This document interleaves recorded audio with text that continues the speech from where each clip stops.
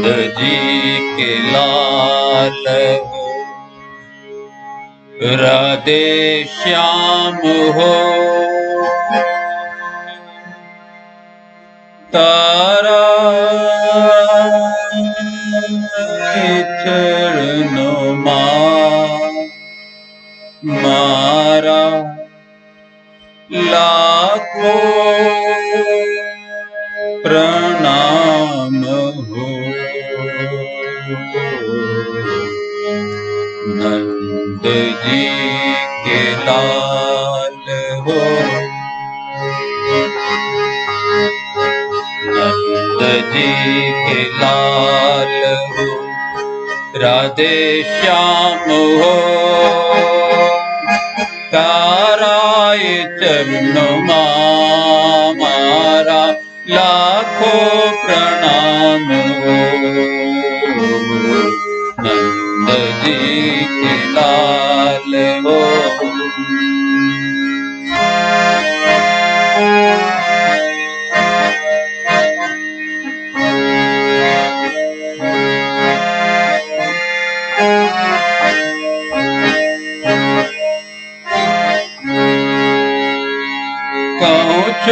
जीवन आवे दर्शन आप दे,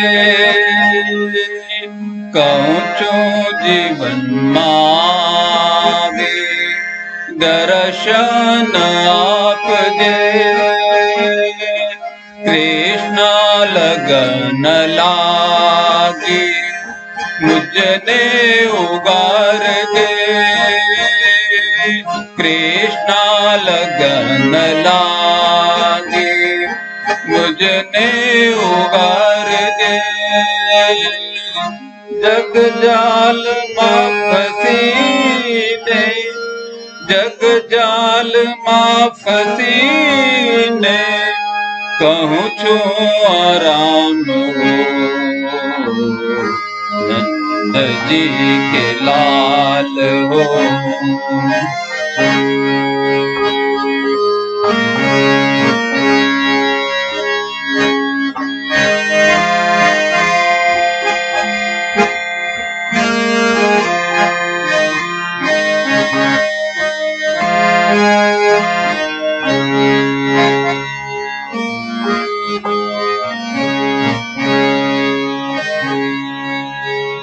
डूबती हमारी नैया आवी बचाव दे,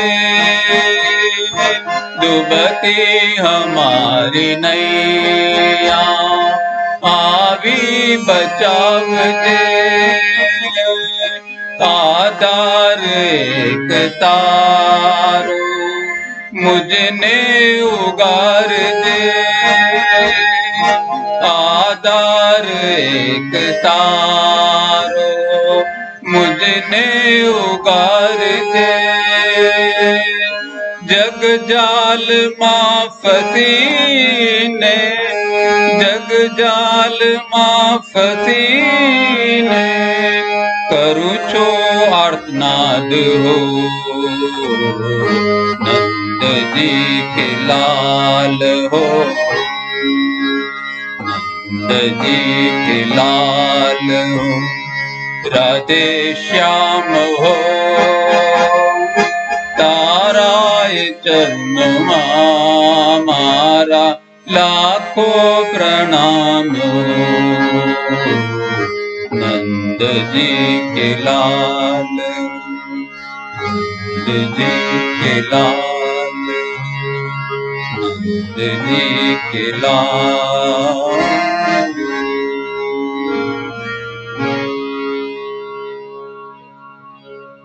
गुड इवनिंग फ्रेंड्स। तो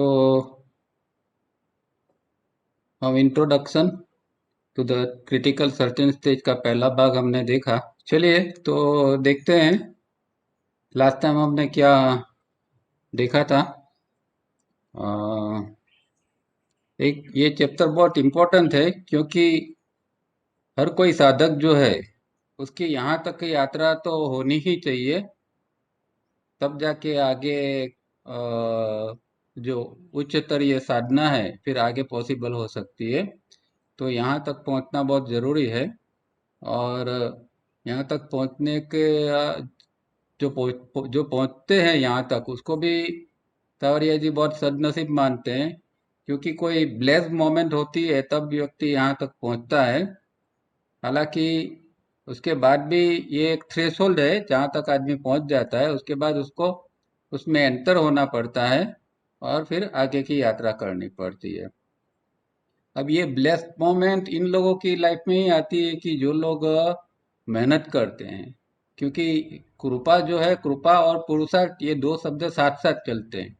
कई लोग एक ऐसे एक मिसअंडरस्टैंडिंग करते हैं कि भाई कृपा हो जाएगी तो सब कुछ हो जाएगा। तो कृपा, जो लोग प्रयत्न करते हैं उनके ऊपर ही कृपा होती है, ऐसा एक कुदरत का एक नियम है। बैठे बैठाए को किसी को कुछ मिलता नहीं है। तो ये एक बात खास ध्यान में रखनी है, तो हमें मेहनत तो करनी ही पड़ेगी और उसके नतीजे में कृपा भी साथ में फिर उतरेगी। तो इस तरह ये एक ब्लेस्ड मोमेंट, जो लोग मेहनत करते हैं उनके जीवन में कभी भी ब्लेस्ड मोमेंट आ सकती है। पर ब्लेस्ड मोमेंट हो गई इसका मतलब ये नहीं कि अभी ये क्रिटिकल सर्टेन स्टेज में पहुंच गया।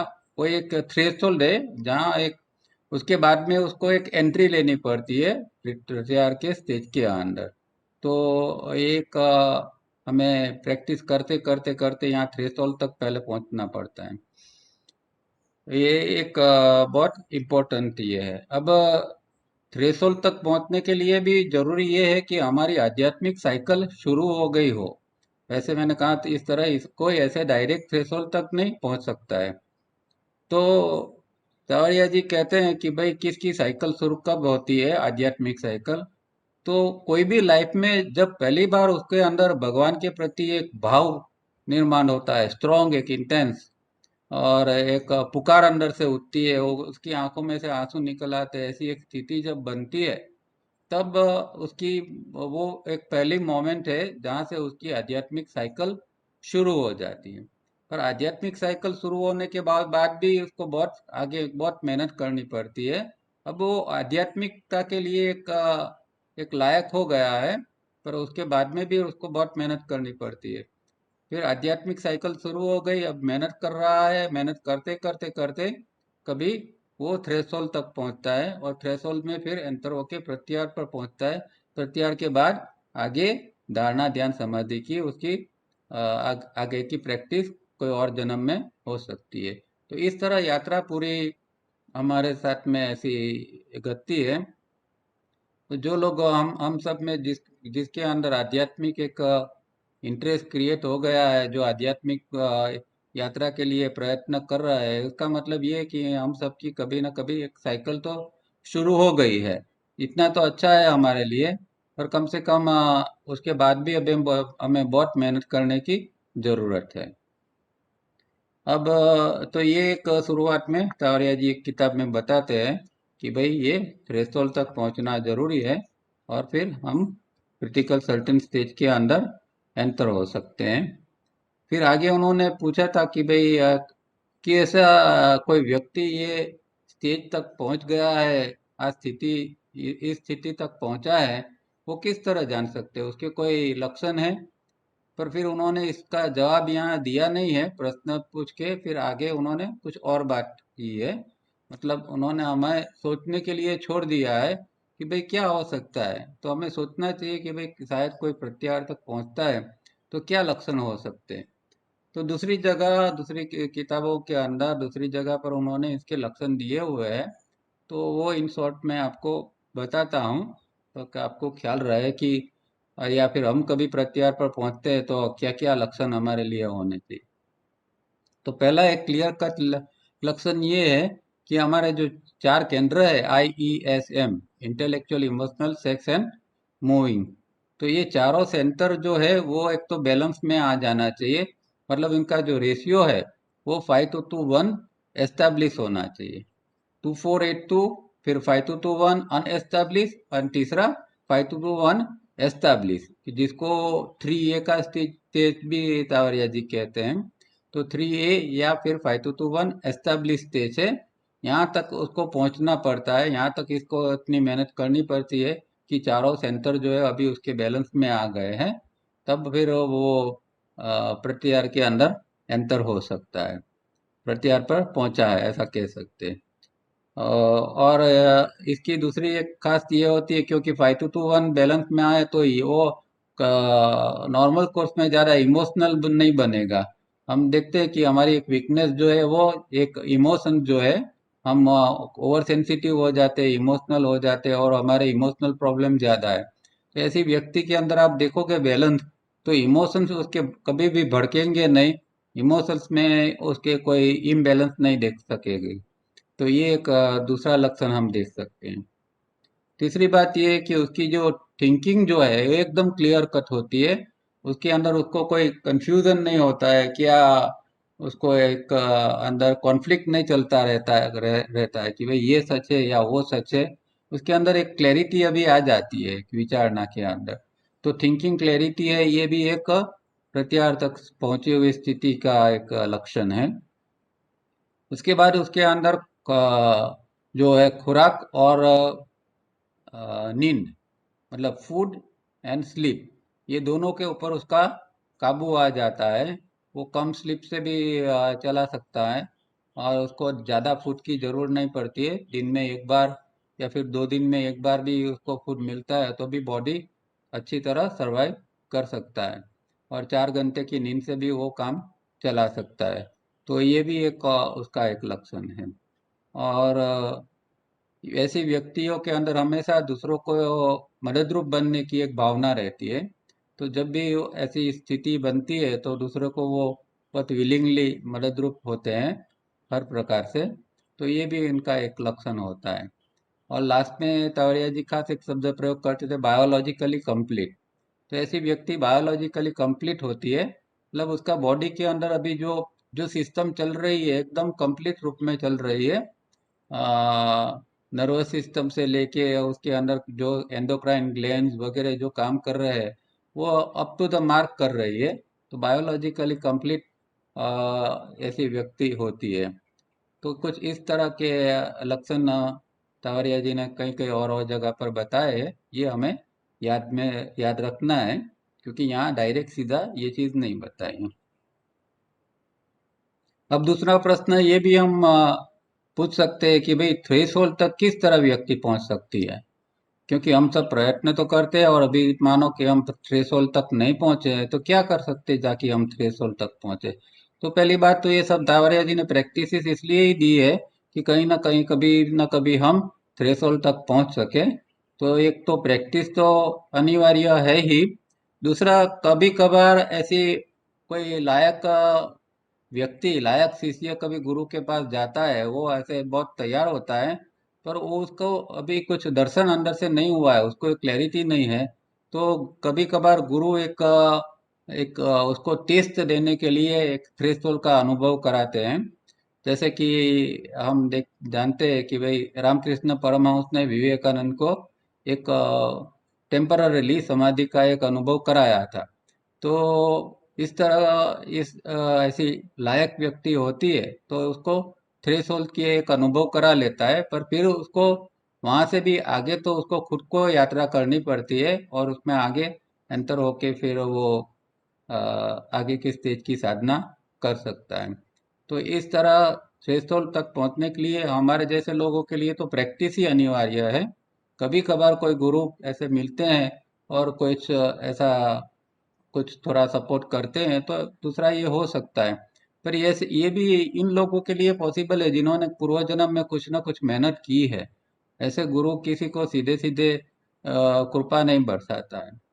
तो ये चीज ध्यान में रखनी है।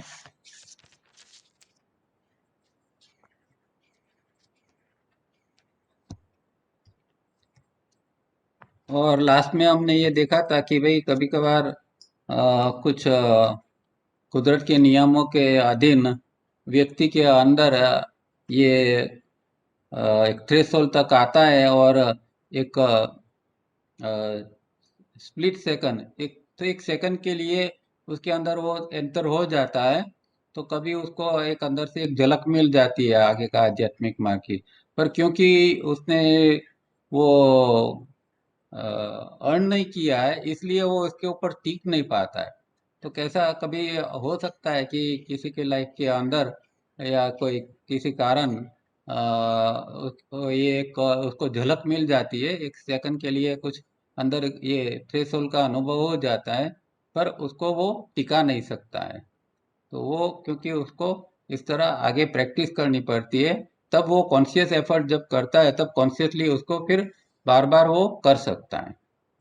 तो लास्ट में हमने यहाँ तक देखा था, अभी आगे देखते हैं। The effect of the intensity of such a rate of flow of consciousness on the physical body is too strenuous, and therefore, before this stage dawns, it is better, nay rather it is necessary that we consciously pass through certain methods and disciplines and thereby raise the intensity of the body and brain. तो यहाँ एक खास ये सूचना देते हैं कि भाई जब ये शक्ति जागती है तो एक बहुत स्ट्रेनियस होती है, शरीर के ऊपर इसका बहुत प्रभाव पड़ता है। और अगर इसके लिए शरीर तैयार नहीं है, आपने कुछ इसका कुछ काम नहीं किया है और किसी तरह शक्ति को जागृत कर दिया है, तो प्रॉब्लम ये होगा कि आपकी वो शरीर को वो नुकसान कर देगा, आपकी नर्वस सिस्टम जो है उसको इसकी असर हो जाएगी, नर्वस ब्रेकडाउन हो सकती है, और या फिर अंदर से और कोई प्रॉब्लम आ सकते हैं। तो वो इसलिए पहले कहते हैं कि भाई ऐसे स्टेज पर पहुंचने से पहले बहुत काम करना जरूरी होता है। और इस तरह बाद में धीरे धीरे करके हम शक्ति को जागृत करते हैं, कॉन्शियसनेस का जो फ्लो को धीरे धीरे बढ़ाते हैं, तो फिर हम एक सेफली धीमे धीरे धीरे धीरे आगे बढ़ सकते हैं। अदरवाइज एक नुकसान होने की बहुत संभावना है, क्योंकि हमारे यहाँ तो बहुत प्रकार की साधना है और कई लोग ऐसे कुछ विकट साधना पद्धति वगैरह करते हैं, ऐसे लंबे लंबे अनुष्ठान या कुछ और प्रकार के अभ्यास, या फिर कुंडलिनी शक्ति को जागृत करना ये वो। तो ऐसी कोई शक्ति को जागृत कर देते हैं और उसका कोई प्रिपरेशन हमने नहीं किया है, तो प्रॉब्लम यही आएगा कि आगे जाके वो शरीर को बहुत नुकसान करेगा। प्राण इससे फिर विकृत हो जाता है, और प्राण विकृत होता है तो चित्त भी विकृत हो जाता है, और कई लोग इस तरह अस्थिर हो जाते हैं, उसके अंदर से बैलेंस चला जाता है। ऐसे कई लोगों को हम देखते हैं। तो ये खास प्रिपरेशन, इसलिए योग का मार्ग एक सेफ है, क्योंकि हम स्टेप बाय स्टेप जाते हैं। और तावड़िया जी तो इसलिए उसको साइंटिफिक योग कहते हैं कि भाई साइंटिफिकली हम धीमे धीमे प्रैक्टिस करके ऊपर आगे जाते हैं, और जो कॉन्शियसनेस का फ्लो है उसको धीरे धीरे हमारे अंदर बढ़ाते हैं। Replacing generation of cells with a low vibratory tone with generations of new cells with high tone to withstand this blast moment। और हमारे जो सेल्स है अंदर, अभी हमारा जो सेल्स बॉडी के अंदर जो लाखों करोड़ों सेल्स है, उसका वाइब्रेशनल टोन जो है वो बहुत लो है, उसके वाइब्रेशन बहुत लो है, मतलब उसकी उसके अंदर वो सेल्स इतने पावरफुल नहीं है। तो जब ये साधना हम करते हैं तो एक नए सेल्स ऐसे उत्पन्न होते हैं कि जिसका वाइब्रेशनल टोन हायर होता है, और इसीलिए फिर हम इस ब्लेस्ड मोमेंट को पकड़ सकते हैं और लंबे समय तक ब्लेस्ड मोमेंट को हम मेंटेन कर सकते हैं। This is absolutely necessary. Otherwise, the body and brain, being ill prepared to meet the withstand the high intensity of the flow of consciousness, would have to therefore part from such a state within fraction of a second, and very mercifully so। तो अगर ऐसा नहीं होता है, अगर हमने ऐसी practice नहीं की है, या फिर हमारी इल प्रिपेयर्ड है, मतलब कि हमारी तैयारी कुछ है नहीं इस प्रकार की, और हम ऐसे स्टेज के ऊपर पहुंच जाते हैं, तो वहाँ हम टिक नहीं सकते, हम उससे फिर तुरंत अलग हो जाते हैं। Without preparation the body and mind would be damage irreparably by prolonged flow of such high intensity। तो ये नहीं किया है तो बॉडी ब्रेन सिस्टम को इतना नुकसान होगा कि फिर वो रिपेयर भी नहीं हो सकेगा। तो इसीलिए ये आध्यात्मिक मार्ग है, वो कोई हंसी मजाक नहीं है, उसके अंदर बहुत सीरियसली प्रैक्टिस करनी पड़ती है और ग्रेजुअली प्रैक्टिस करनी पड़ती है। जल्दबाजी उसमें कभी भी नहीं चलती है। अगर जल्दबाजी करते हैं तो शरीर के कोई भी भाग को नुकसान हो सकता है, मन को भी नुकसान हो सकता है। इसीलिए ये खास ध्यान में रखना है कि धीरे धीरे धीरे करके हम अ, आगे की यात्रा करें और हमारा जो कॉन्शियसनेस का फ्लो है उसको धीरे धीरे हम हमारे अंदर बढ़ा सकते हैं। और ऐसा होता है, अगर डैमेज हो जाता है तो इस जीवन के अंदर जो तक मिली थी वो साधक को, वो छूट जाती है और फिर हो सकता है कि दूसरे कई जन्म तक उसको ये तक मिले कि न मिले। इसीलिए भी बहुत जरूरी है कि जल्दबाजी नहीं करनी है। अगर स्लो प्रोग्रेस है तो भी ठीक है, पर जल्दबाजी बिल्कुल इसमें नहीं चाहिए। Such a person, so to say, pass through a new state of rebirth and is born into a new way of life and rises himself high on the moral and spiritual plane. तो ये इसका result बताता है कि भाई अगर critical certain stage के ऊपर पहुंच गया और वो आगे साधना करता है तो क्या होता है, तो ऐसा जैसे कि उसका एक रीबर्थ हो गया, अंदर से एक नया ही आदमी जन्म गया। जो पुराना आदमी था, जो हमारे साथ कभी ऐसा व्यक्ति है कि जिसको हम पहचानते हैं और उसके अंदर ये कुछ घटित हो गया, तो वो एक नया आदमी बन जाता है। मतलब कि वो उसकी जो पुरानी पैटर्न है वो सब अभी निकल गई, तो उसका बिहेवियर एकदम चेंज हो जाता है, आदमी एकदम पॉजिटिव हो जाता है। हम देखते हैं कि ये व्यक्ति तो पहले कितनी मिस्चिफ करता था, अभी एकदम शांत हो गया है, पॉजिटिव हो गया है, उसके अंदर एक विजडम एक क्रिएट हुआ है, तो बात करता है वो भी, उसके अंदर एक कोई ठहराव है बातों के अंदर। तो ऐसा एक जैसे कि नया ही आदमी अंदर से जन्म लिया, ऐसी एक चीज बन जाती है। और एक वे ऑफ लाइफ भी नई बन जाती है। जो पुराने जिस तरह वो जीवन जीता था, अब वो उस तरह का वो जीवन फिर से जी नहीं सकता। पहले के ये जीवन के अंदर जो जो गलतियां थी, जो मिस्चिफ थी, जो कुछ आलस थी, जो गड़बड़ करते थे, अब ये हो नहीं पाता है। वो चाहे तो भी वो ये हो नहीं पाता है, क्योंकि अंदर से इतना एक चेंज आ जाता है, न्यू वे ऑफ लाइफ। और उसका जो स्पिरिचुअल और मॉरल जो प्लेन है, उसकी जो एक अंदर की स्थिति है, वो एक अलग रूप में बन जाती है। And is never again the same old self. वो कभी भी वो पुरानी पुरानी व्यक्ति थी, वो वापिस वो अभी नहीं आएगी। Do kindly note that this stage is not a super natural state. तो ये ऐसा भी नहीं है कि भाई ये स्टेट आ गया तो बस व्यक्ति ने कुछ पा लिया और अभी आगे कुछ करने की जरूरत नहीं है, या कोई सुपर नेचुरल स्टेट आ गया उसके अंदर सिद्धि या शक्ति आ गया, ऐसा नहीं है। पर फिर भी एक बहुत एक अच्छा इंसान जिसको हम कह सकते हैं, एक अच्छा साधक, एक अच्छा इंसान या एक संत जैसी व्यक्ति वो बन जाती है। उसको भी आगे तो यात्रा तो करनी ही पड़ती है, यात्रा तो निरंतर जन्मों जन्मों तक करनी पड़ती है। It is just normal human growth. तो तावरिया जी तो इसको नॉर्मल ह्यूमन ग्रोथ ही कहते हैं। ह्यूमन ग्रोथ ये है, सच में ह्यूमन ग्रोथ ये है ना, और कोई ग्रोथ को हम ह्यूमन ग्रोथ कह सकते हैं। ये ह्यूमैनिटी हमारे अंदर जो डेवलप होती है, एक मानवता अंदर जो जन्म लेती है, ये सच्चा हमारा ग्रोथ है। As promised to man by God and nature, this gives the aspirant a taste of thing to come। तो ये यहाँ तक भी पहुंचता है और यहाँ एक उसको एक ऐसा टेस्ट मिल जाता है, अंदर से ऐसा स्वाद आ जाता है कि फिर वो साधना छोड़ नहीं सकता। फिर उसको वो आगे ना आगे बढ़ता ही रहता है, चाहे कुछ भी ऑब्स्टिकल्स आए उसके बावजूद भी वो धीरे धीरे करके ऊपर उठता ही रहेगा, क्योंकि एक इसके अंदर एक टेस्ट आ गया।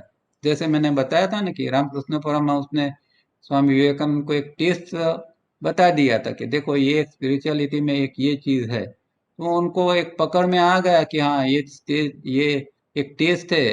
वो वो टेस्ट को फिर उन्होंने पकड़ लिया और उसके बेस के ऊपर उन्होंने फिर आगे बहुत सारी साधना और डेवलपमेंट किया था।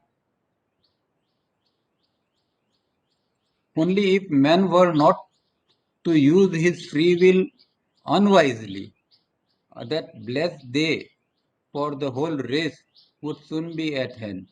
तो यही है कि हमारे अंदर जो फ्री विल है, मुक्त संकल्प शक्ति है, उसको हमें गलत ढंग से उसका उपयोग न करना नहीं है, नासमझी में उसका उपयोग नहीं करना है। अगर सच्चे ढंग से, सच्चे रूप में ये फ्री विल का उपयोग करते हैं, तो फिर पूरी ह्यूमैनिटी है, वो एक उसके लिए एक ऐसा ब्लेस डे आ सकता है कि जिसके बाद पूरी ह्यूमैनिटी धीमे धीमे करके ऊपर उठ सकती है। तो और वो मुमकिन है, एट हैंड है, ऐसा पॉसिबल है। अगर इस तरह का जो अनवाइज हम फ्री विल का उपयोग करेंगे तो नहीं हो सकता, पर वाइजली फ्री विल का उपयोग करेंगे तो ऐसा होने की संभावना बनती है। Can we define that critical certain stage? Can we find the practical ways and means, or have a yardstick to measure and find out in a simple and direct way where a person is at a given time in this life? तो क्या उसको ये critical certain stage को कुछ define कर सकते हैं? क्या होता होगा उसके अंदर? क्या मन की स्थिति क्या होती होगी, शरीर की स्थिति क्या होती होगी, क्या क्या चेंजेस आते होंगे, और उसके लिए कुछ प्रैक्टिकल वेज या यार्डस्टिक, कुछ मेजरमेंट वगैरह उसका है क्या, उसको समझने के लिए? और जो गिवन टाइम, हमें जो निश्चित समय लाइफ के अंदर दिया गया है कि एक लाइफ में इतना ही समय हमारे पास है, ये समय के अंदर ही हमें ये चीज़ प्राप्त करनी है। तो ये एक ऐसा कुछ इसको हम कोई यार्डस्टिक से माप सकते हैं क्या कि ये क्रिटिकल सर्टेनिटी कि इस तरह हम प्राप्त कर सकते हैं, इतने समय में प्राप्त करते हैं, ऐसा कुछ? Can we give simple and straightforward instruction? तो उसके लिए कोई स्ट्रेट फॉरवर्ड इंस्ट्रक्शंस है क्या कि भाई ऐसा कर तो जाओ, ऐसा करो, ऐसा करो, ऐसा करते जाओ, तो फिर आप क्रिटिकल सर्टेन स्टेज तक पहुंच जाओगे? The method and instructions should be such that nothing is left to fate or chance, nor should they be impractical. तो अगर इंस्ट्रक्शन इसकी है तो उसमें ऐसा कोई नहीं होना चाहिए कि श्रद्धा से मान लो इसको, या फिर तुम्हारा नसीब में होगा, या चांस ले लो, हो से हो जाएगा, ऐसी बात है उसमें, या फिर कोई इम्प्रैक्टिकल बात है, ये उसमें नहीं आनी चाहिए। इंस्ट्रक्शन है तो क्लियर कट इंस्ट्रक्शन होनी चाहिए कि भाई हाँ, ऐसा करने से इस स्टेज तक आप जा सकते हैं। उसके अंदर फिर ये दूसरी चीजें, फेथ और फेट वगैरह जोड़ने की जरूरत नहीं है। Before we come to the main subject, that critical certain stage, we would like to review two incidents. One is from Mahabharata and the other from Bible. तो ये इस चीज को थोड़ा अच्छी तरह समझाने के लिए कि क्रिटिकल सर्टेन स्टेज क्या है, और अगर वो कोई व्यक्ति पहुंचा हुआ होता है तो वो उसका बिहेवियर या उसकी इसकी स्थिति अंदर की क्या हो सकती है, इसके लिए यहाँ दो उदाहरण वो देना चाहते हैं। एक महाभारत का पहला देते हैं।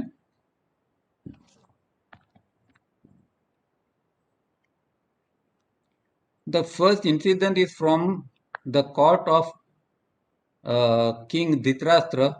Prince Duryodhan is blinded in hour of his temporary victory and is at peak of arrogance. In the open court and in the presence of the five great the Pandavas, he insults and tries to outrage the modesty of Draupadi. तो हम सब ये incident तो जानते हैं, बहुत बार हमने पढ़ा है, सुना है ये सब कि भाई जो पांडव थे वो लोग जुक्तु खेलने गए थे, और जुक्तु ग्लैम्बिंग किया था, उसमें सब कुछ हार जाते हैं, फिर लास्ट में द्रौपदी को भी दाव में लगा देते हैं और द्रौपदी भी हार जाती है। तो एक ये इंसिडेंट हमने पढ़ा है, पर ये इंसिडेंट का कुछ क्रिटिकल सर्टेन स्टेज के साथ लेना देना है, ऐसा तावरिया जी आगे बताते हैं। The great epic portrays each of the five princes as a great warrior, each one able to destroy an army. Draupadi had nothing to fear with such mighty warriors by her side. वो to any mortal who would challenge them or drive them to a combat.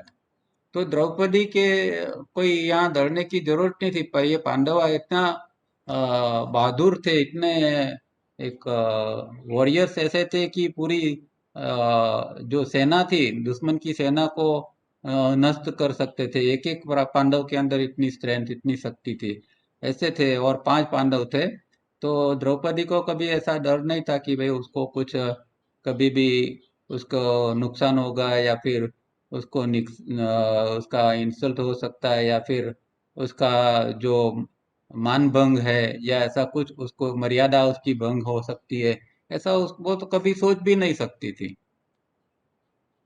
Yet Prince Duryodhan tries to outrage the modesty of Draupadi before their very eyes. और इसके बावजूद भी ये जो है दुर्योधन ने ये गुस्ताखी की थी कि भाई ये पांचों पांडव हाजिर है, उसके सामने ही ये द्रौपदी की जो जो उसका मर्यादा भंग करने का जो प्रयत्न किया था, ये एक दुस्साहस उस समय दुर्योधन ने किया था। क्यों किया था, उसकी बात उसका कारण वो आगे बताते हैं, और बहुत बहुत गहरी बात इसके अंदर छुपी हुई है। He tries to disregard and humiliate her by asking his brother Dursasan to start pulling at the folds of her dress. तो ये भी हम जानते हैं कि दुशासन को वो बोलता है कि भाई इसकी साड़ी तुम खींच लो। Yet the five princes stand motionless with their head bowed. और फिर भी किसी ने वहाँ कोई प्रतिकार नहीं किया, किसी ने उसका विरोध नहीं किया, कोई लड़ने के लिए खड़ा नहीं हो गया, पर सब सर झुका के बैठे रहे। क्यों, ऐसा क्या हुआ था? इतने सारे ये बलवान थे, इतने सारे, और ये युधिष्ठिर तो इतना बुद्धिशाली आदमी था, ये सब थे, इतने पांचों के अंदर कुछ न कुछ था, फिर भी ऐसा क्या हो गया कि ये लोग कुछ नहीं कर पाए? What fatal hour was this in their lives? तो कैसा एक जानलेवा एक क्षण इसके अंदर ये आ गई होगी ये पांडवों के जीवन के अंदर।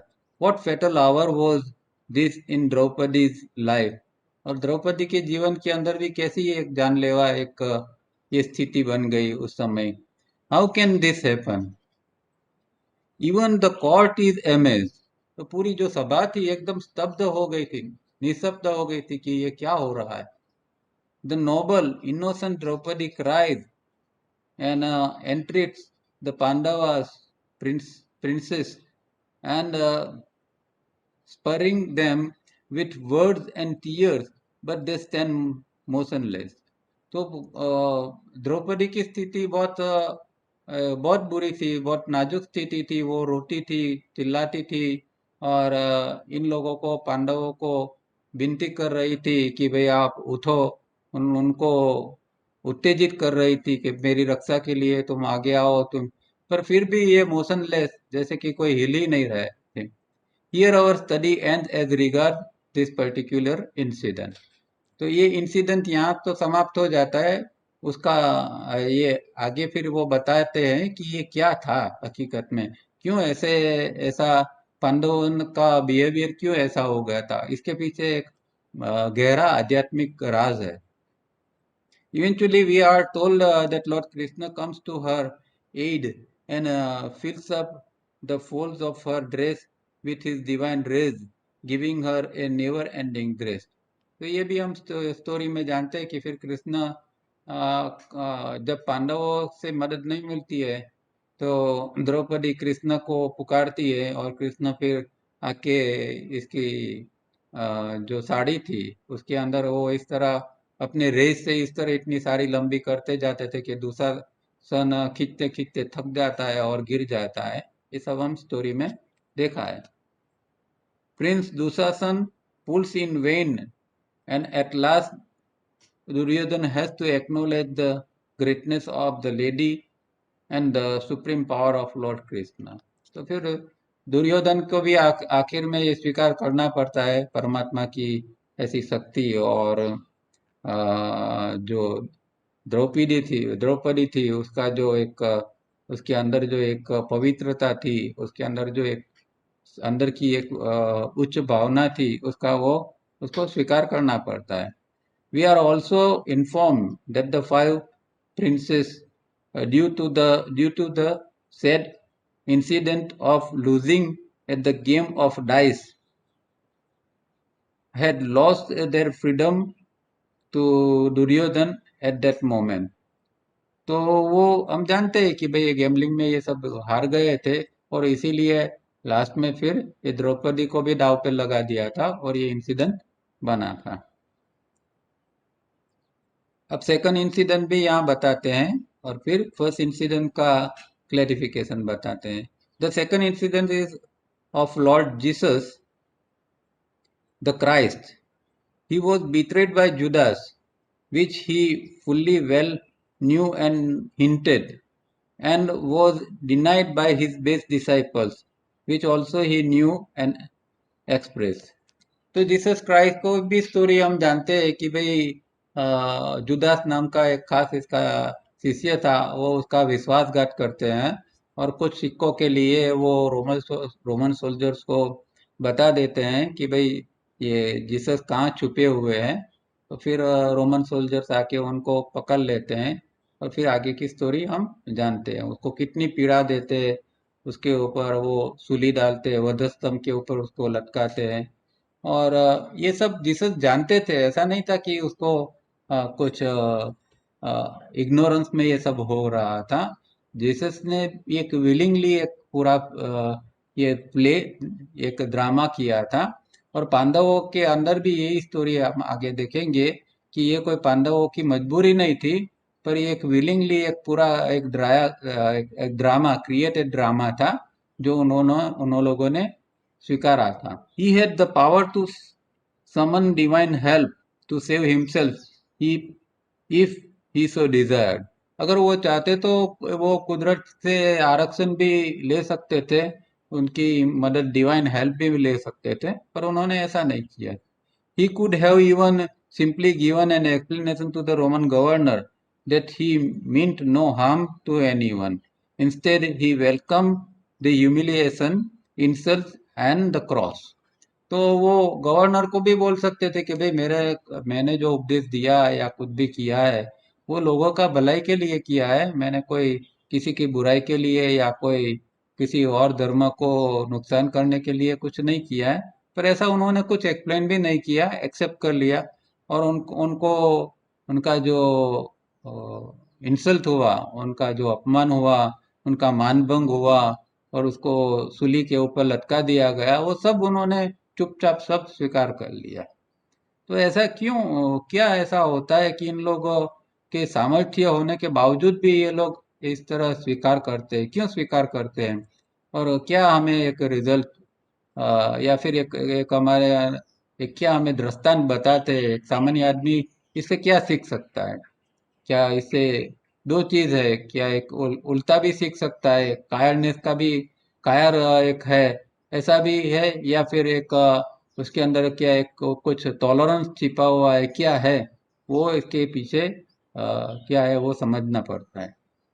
अब यहाँ फिर से तवरिया जी फर्स्ट इंसिडेंट की बात करते हैं कि भाई उसमें क्यों पांडवों ने इसको एक्सेप्ट किया था। द पांडवस एज पर the certain critical stage measurement were well past that critical certain stage। अब देखो वो कोई सामान्य व्यक्ति तो थे नहीं, उन्होंने अच्छी तरह ये पूरा का पूरा क्रिटिकल सर्टेन स्टेज पास कर लिया था। मतलब वो बहुत एडवांस वो लोग थे। मतलब वो खाली कुछ वॉरियर्स नहीं थे, ऐसा नहीं था कि वो बैटलफील्ड के अंदर वो लड़ना ही जानते थे और वहां ही वो सुप्रीम थे। पर ऐसा नहीं, पर वो आध्यात्मिकता के अंदर भी वो इतने ही एडवांस थे, और उन्होंने ये प्रत्यार का स्टेज पास कर लिया था, इतने सब एडवांस थे। ये एक जानने लायक बात है, हमें समझना चाहिए कि पांडवों ऐसे सामान्य व्यक्ति नहीं थे। If this were so, then why could not be just machine devoid of free will, and life could not be an overpowering force.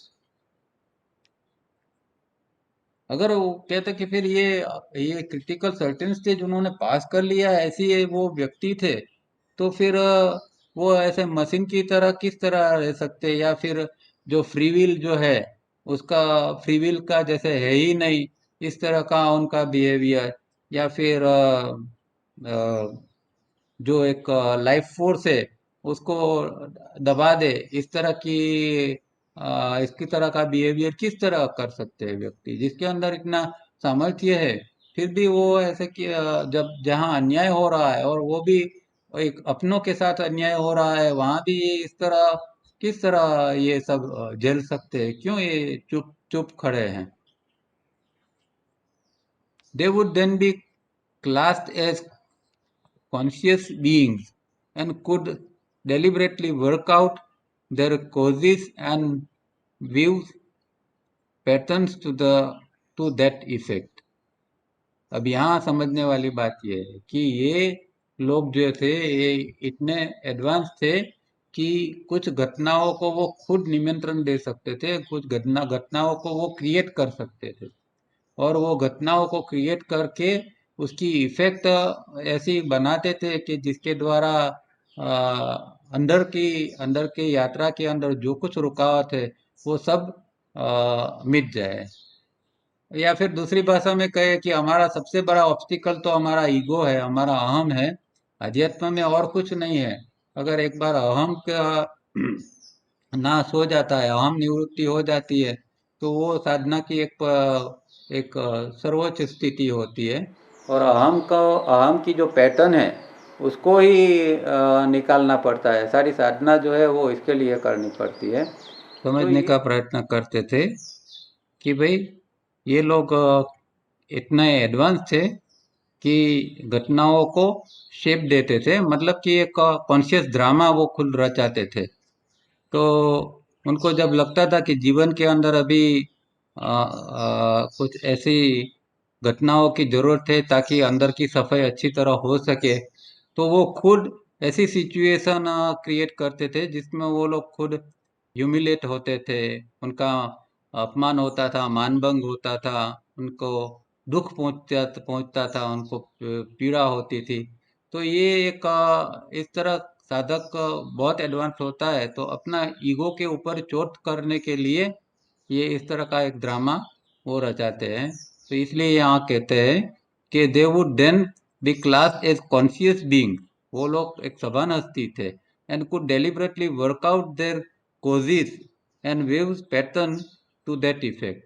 तो वो एक इफेक्ट क्रिएट करने के लिए अंदर कुछ जो पड़ा है उसका कंप्लीटली उसको नाश करने के लिए, उसको समाप्त करने के लिए, जो अहम की पैतन पड़ी है उसका पूरा नाश करने के लिए एक ऐसी घटनाएं वो रचाते थे कि जिसके अंदर दूसरे लोग सामने से उनके इंसल्ट करते थे और वो चुपचाप सहन कर लेते थे। तो दूसरी कोई नज़र में तो ऐसा लगता था कि भाई ये कैसे व्यक्ति हैं, पर ऐसा जो एक अंदर से वो पीड़ा होती है और वो जो अहम का उस तरह जो नाश होता है, वो अध्यात्म के अंदर बहुत जरूरी है। पर ये सामान्य आदमी कर नहीं सकता, सामान्य आदमी सोच भी नहीं सकता कि कोई किस तरह अपना ही अपमान कराता है और अपने को ही दुख पहुंचाता है। पर अध्यात्म में एक इस तरह भी होता है।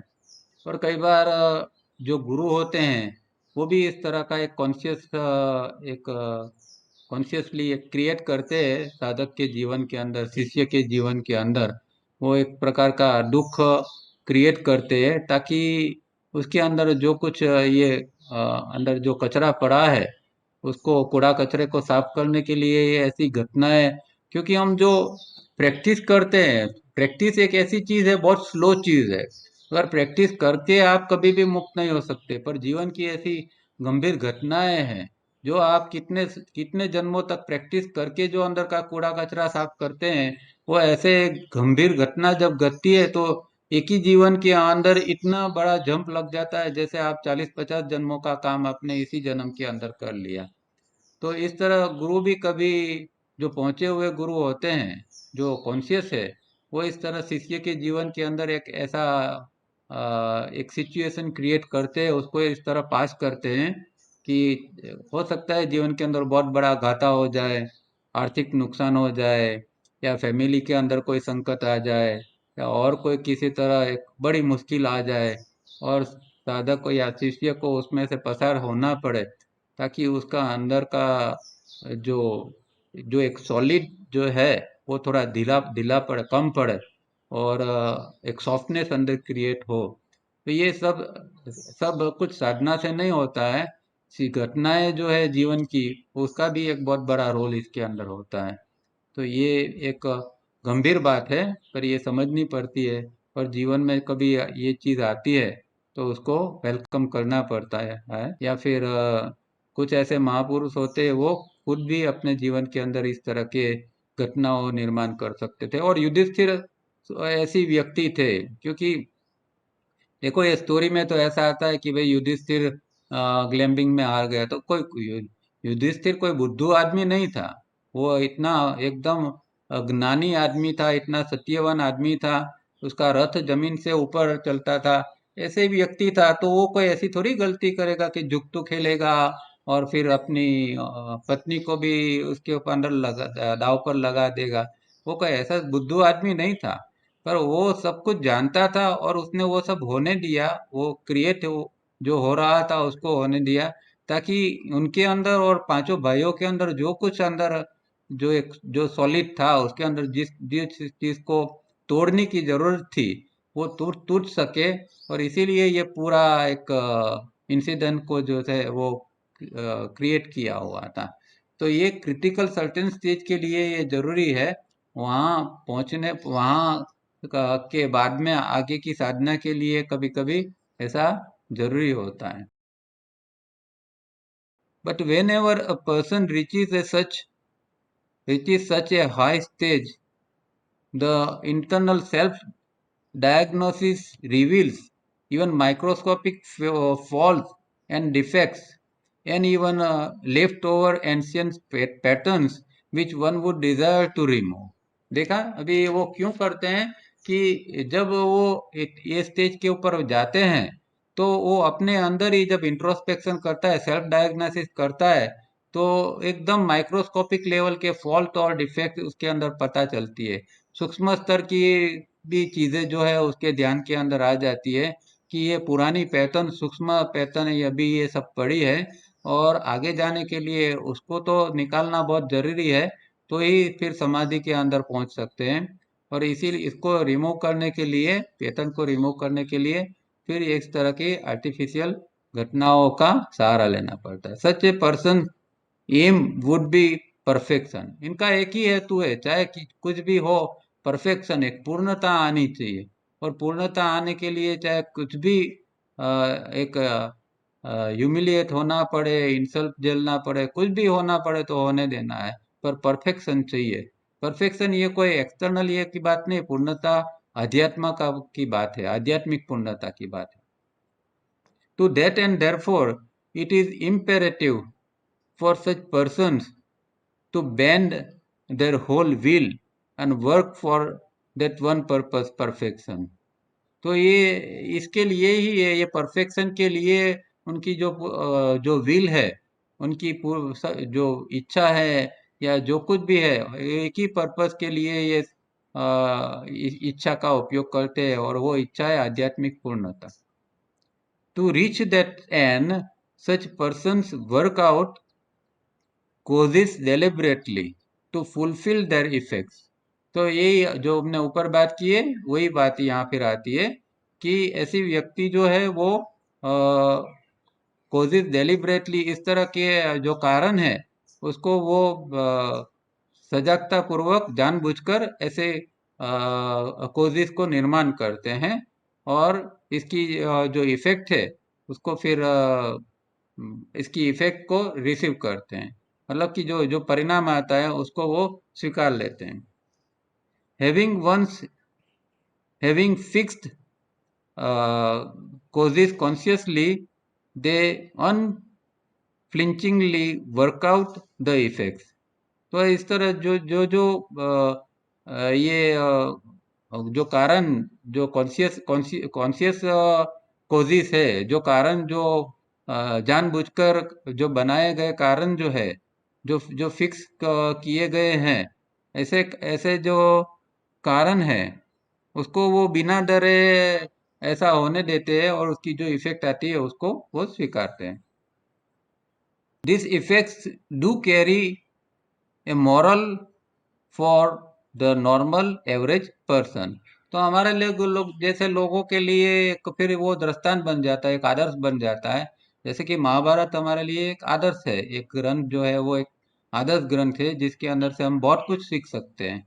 पर अगर इसका सही ढंग से हम इंटरप्रेट करें तो अभी ये ऊपर का पांडवों का ही जो एग्जाम्पल है, इसको दूसरे ढंग से लेंगे तो ऐसा लगेगा कि ये सब पांडव क्या कायर थे कि इस तरह की घटना अपनी पत्नी के साथ ऐसा होता हुआ देखते थे. पर ऐसा नहीं था, उसके पीछे क्या था, रहस्य क्या था, वो जब हम जानते हैं तभी हम समझ सकते हैं कि भाई ये जो ये सब जो ग्रंथ रचे गए हैं उसके अंदर ऐसा कुछ रहस्य या फिर कुछ संदेश छुपे हुए होते हैं. The higher the order of being, the more poignant is the way in which the causes are set to create the most hair-raising of effect. The higher the order of being, कि जितनी भाई ऊंची अवस्था होगी, the more pregnant is the way in which the causes are set to create the most hair-raising effect. तो इतनी जो उच्च अवस्था के अंदर जितनी ये होगा ये सब, या फिर ऐसा कहे कि पूरी इंटेंसिटी के साथ जब ये होगा तब उसकी इफेक्ट भी ऐसे जैसे हेयर रेजिंग मतलब रोंगटे खड़े हो जाती है, इस तरह की इसकी इफेक्ट भी मिलती है. तो जितना गहराई से हम काम करते हैं, जितना गहराई से हम इस तरह की चीजों को झेलते हैं, इतना उच्च हमें इसका परिणाम भी मिलता है. The last traces of the ego are destroyed completely. The last trace, देखो ये शब्द इम्पोर्टेंट है. The last trace of ego, एक एक सूक्ष्म स्तर के ऊपर भी रहना नहीं चाहिए, एक ट्रेस भी उसका नहीं रहना चाहिए ईगो का. एकदम पूरा हम शून्य व्यक्ति बन जाना चाहिए, और वहां तक उसको ये सब करना पड़ता है. The self-created drama therefore includes insults, humiliation, and subdued mind that refuses to act even in self-defense, besides giving the less advanced people a lesson in life to learn. ये दो लाइनों के अंदर पूरा सब रहस्य सब बात उन्होंने बता दी है कि ये सेल्फ क्रिएटेड ड्रामा ऐसा होता है कि जिसके अंदर ये इंसल्ट, ह्यूमिलिएशन, ऐसा ऐसा जब होता है तो वो, और माइंड भी इस तरह का इन लोगों ने ट्रेन किया होता है कि वो सेल्फ डिफेंस के लिए भी वो माइंड कुछ करने के लिए तैयार नहीं होता, मतलब सेल्फ डिफेंस करता ही नहीं है, उसको स्वीकार कर लेता है. और ये क्रिएटेड ड्रामा जब इस तरह होता है तब अंदर का अहम शून्य होता है, और ये एडवांस पीपल ऐसे जो है वो एक जीवन का पाठ पदार्थ पाठ हमें देखे जाते हैं. सेकंड इंसिडेंट, तो ये समझ गए होंगे आप कि भाई ये पांडवों का जो काम किया था, पांडवों ने जो अपने ऊपर ये एक झेला था, वो कोई नानी सुनी छोटी बात नहीं थी. हम तो कभी सोच भी नहीं सकते कि भाई इस तरह हमारा तो कोई इंसल्ट करता है तो हम एकदम ये हो जाते हैं, रिएक्ट करते हैं, डिस्टर्ब हो जाते हैं. ये लोग कितने महान होंगे, सोचो कि जिन लोगों ने खुद इस तरह का एक ड्रामा क्रिएट किया और अपना ही अपमान होने दिया और अपनी अंदर की शुद्धि, क्योंकि उनके इनके लिए सबसे इम्पोर्टेंट यही था कि भाई किस तरह हम अंदर से पूर्ण रूप से शुद्ध हो जाए, परफेक्ट हो जाए, और परमात्मा ही हमारा जो अंतिम लक्ष्य है. तो परमात्मा का जो साक्षात्कार है, या फिर यहाँ से जो मुक्ति है, तीनों लोक से मुक्त किस प्रकार हो, यही इन लोगों का एक ध्येय होता है. और ये सच में वो ये लोग महापुरुष होते हैं. अब सेकंड इंसिडेंट जीसस की बात यहाँ करते हैं. Lord Jesus was not only beyond that critical certain stage, but was perhaps the most advanced being as could be possible for human being. अब जीसस तो इतने एडवांस थे कि कोई एक ह्यूमैनिटी के अंदर एक इंसान जो प्रयत्न करके जो एडवांसमेंट प्राप्त कर सकता है अंदर का, वो सब कुछ उसने प्राप्त कर लिया है। ऐसा एडवांस वो सोल था कि जिसके एक व्यक्ति जहाँ कहाँ तक पहुंच सकता है अध्यात्म के अंदर, कितनी ऊपर पहुंच सकता है, इतनी ऊपर पहुंचा हुआ वो व्यक्ति थे। His drama was therefore much more poignant। तो उसका ड्रामा था वो तो बहुत इंटेंसिटी वाला, बहुत उत्कट ड्रामा था उसका। How easily we mortals feel insulted. तो हम लोग तो एक सामान्य व्यक्ति कितना आसानी से एक इंसल्ट का एक अनुभव कर लेते हैं। छोटी छोटी छोटी बातों के अंदर हमें इंसल्ट फील हो जाता है। कोई नहीं बुलाता है, किसी ने कोई भाव नहीं दिया, किसी ने कोई बात नहीं की है हमसे ढंग से, या कोई कुछ हमें कुछ लेती देती में कुछ कोई ने कुछ ढंग से दिया नहीं या कुछ लिया नहीं, कैसी कैसी बातों के अंदर न जाने हमें एक इंसल्ट लग जाता है। How really we mortals take to the rapt in self defense of our honor। और हम तो कितने रिएक्टिव हो जाता है सेल्फ डिफेंस के लिए, अपने ऑनर के लिए सेल्फ डिफेंस में आ जाते हैं। हमारा मान भंग कोई कर नहीं सकता, क्यों?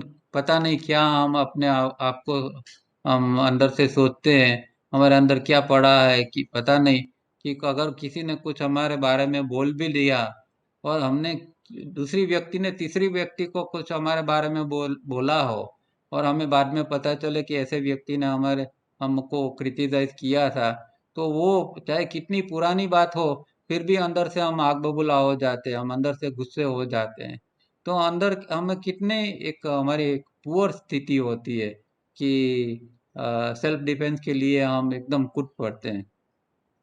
How much are we afraid of death and try our best to avoid death. तो ये जीसस ने तो ये डेथ को वेलकम किया था। वो तो चाहते तो कितनी बार उसको तो मौका था। पहले तो वो जानते थे कि ये जुदास बोल देने वाला है, उसी समय भी वो भाग सकते थे, पर उन्होंने ऐसा नहीं किया। फिर वो वहाँ भी गवर्नर से भी वो माफी मांग सकते थे और छूट सकते थे, वहाँ भी ऐसा नहीं किया। हर स्टेप के ऊपर उन्होंने विलिंगली ये एक्सेप्ट ही करते गए। How we would like to clear all misunderstanding. और कभी हमें ऐसा लगता है कि कोई हमारे बारे में कुछ गलतफहमी कर रहा है, तो एकदम हम दौड़ पड़ते हैं उसको क्लैरिटी देने के लिए। नहीं नहीं भाई, ऐसा नहीं था। कोई बोलते हैं कि तुम लेट क्यों आए, तो तुरंत हम बोल देंगे कि भाई ऐसा ऐसा लेट का ये कारण था। एक मिसअंडरस्टैंडिंग होने ही नहीं देते, क्लैरिटी के लिए हम दौड़ते रहते हैं। यहाँ तो फिर ये पूरा दोनों इंसिडेंट पूरा मिसअंडरस्टैंडिंग जैसा ही है। अपेरेंटली हम देखेंगे तो पूरा मिसअंडरस्टैंडिंग ही होगी। If this would not be the difference, then there should be no difference between mortals. तो ये हमारे सब जो मॉर्टल्स है उसके अंदर ये सबके अंदर ये यही चीज एक कॉमन रहती है कि ये चीज हम सेल्फ डिफेंस के लिए हमेशा आगे आ जाते हैं। तो हमारे अंदर ये सब मॉर्टल्स के लिए के अंदर सबके अंदर एक सरखी चीज ये बनी रहती है। Beyond that critical certain stage comes a period when we can see deep into the future। तो एक आगे की ये भी एक सिद्धि या स्थिति बताते हैं कि ऐसा भी होगा कि आप बियॉन्ड ये स्टेज के ऊपर से आप आगे जाओगे, तो फ्यूचर को डीपली आप देखने की आपकी क्षमता बनेगी। मतलब लंबे समय के बाद क्या होने वाला है, आज से 5,000 साल बाद, या एक कल्प के बाद, एक युग के बाद दूसरे युग के अंदर क्या होने वाला है ये सब भी व्यक्ति देख सकता है। और आप जानते हैं हमारे ऋषि मुनियों के अंदर ऐसी क्षमता, ऐसी सिद्धियां थी। और इसीलिए एक पूरा जो पुराण रचा गया है उसका नाम है भविष्य पुराण। तो भविष्य में क्या क्या होने वाला है वो सब उसके अंदर लिखा हुआ है तो वो पहले से देख सकते थे, जान सकते थे। इसी ऐसी एक स्थिति अंदर बन जाती है क्रिटिकल सर्टेन स्टेज के ऊपर जाकर. Suppose you are able to foresee and find that tomorrow morning, while taking your only child to school, it so happens that the child runs across the road and is run over by a heavy transport. ये यहाँ बहुत एक जो example देते हैं बहुत serious और बहुत दुखद है कि कोई सोच भी नहीं सकता है कि भाई ऐसा अपना बच्चे के बारे में कि मान लो कि आपके अंदर ऐसी शक्ति आ गई कि आप कल का देख सकते हैं और आपने देख लिया कि कल आप जब आपके बच्चे को स्कूल छोड़ने जाते हैं तब बच्चा हाथ छोड़ के रास्ते में भाग जाएगा और एक ट्रक के नीचे एक ट्रांसपोर्ट के नीचे वो कुचल कर मर जाएगा. ये आपको पहले से पता है. अब आप क्या करोगे ऐसी स्थिति के अंदर? Next morning, it is time to go to school for the child, and you are asked by your wife to take the child to school as no one else is available. अब दूसरे दिन ये हो रहा है. What would your reaction be after the child is run over? With what feeling will you bend down to pick up the mermaid and a lifeless form? Will your heart be free from ache, and will your throat remain unchoked? तो ये एक यहाँ एक example देते हैं. तो ये अध्यात्म ऐसा है कि इसमें कुर्बानी देनी पड़ती है. कुर्बानी आगे होती रहती है, हम सब जानते हैं, फिर भी चुप रहना पड़ता है और बहुत कुछ सहना पड़ता है.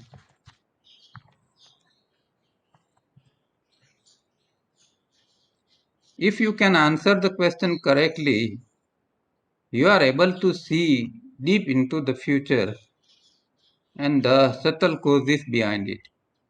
तो अगर हम इसका आंसर जान सकते हैं ये भाई कैसा क्यों होता है, तो हम डीप फ्यूचर के में क्या होता है वो जान सकते हैं. और इसके पीछे क्या क्या कारण होते हैं, सूक्ष्म कारण, वो भी जान सकते हैं.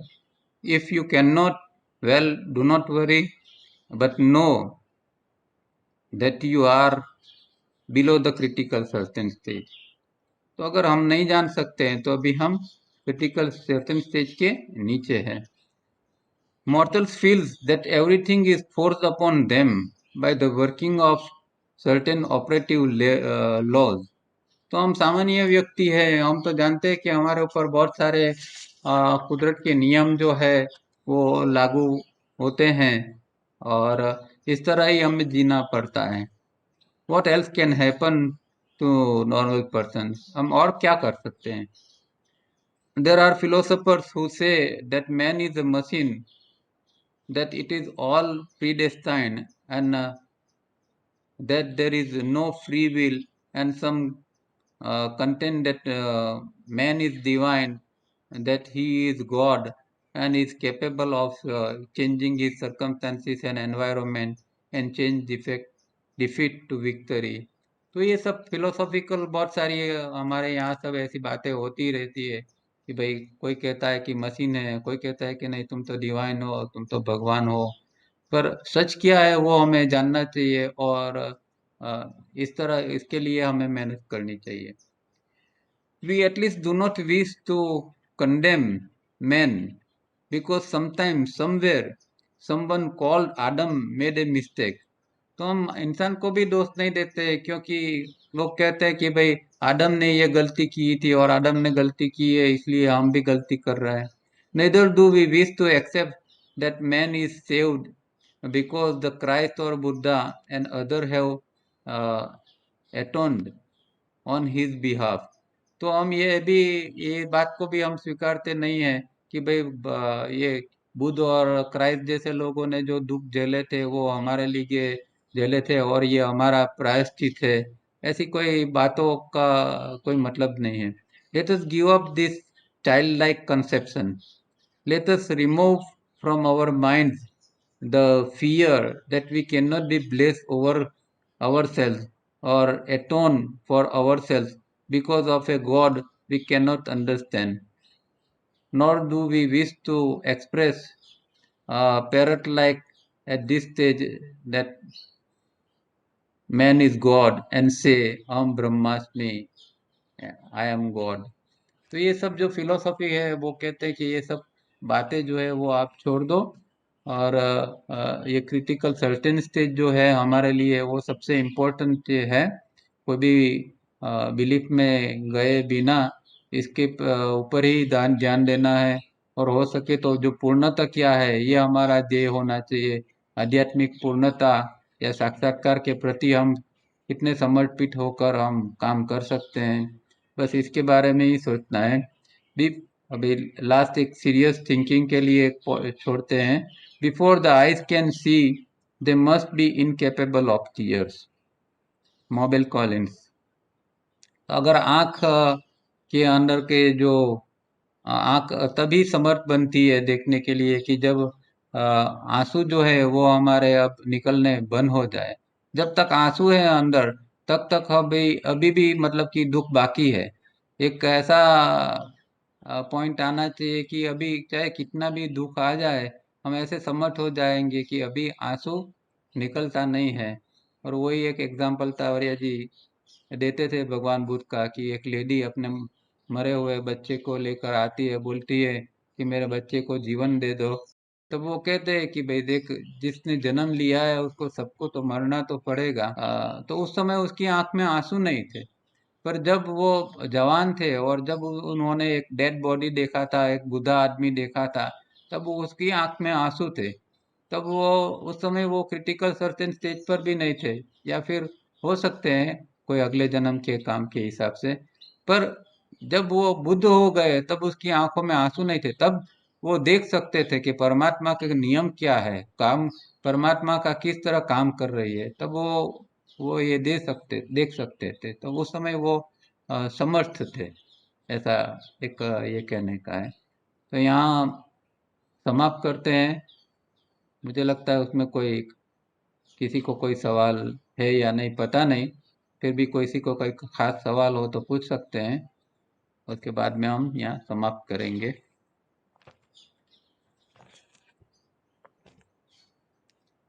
ये बहुत गंभीर चैप्टर था, बहुत गहरा चैप्टर था, समझना भी बहुत मुश्किल है और उसको पचाना तो और मुश्किल है।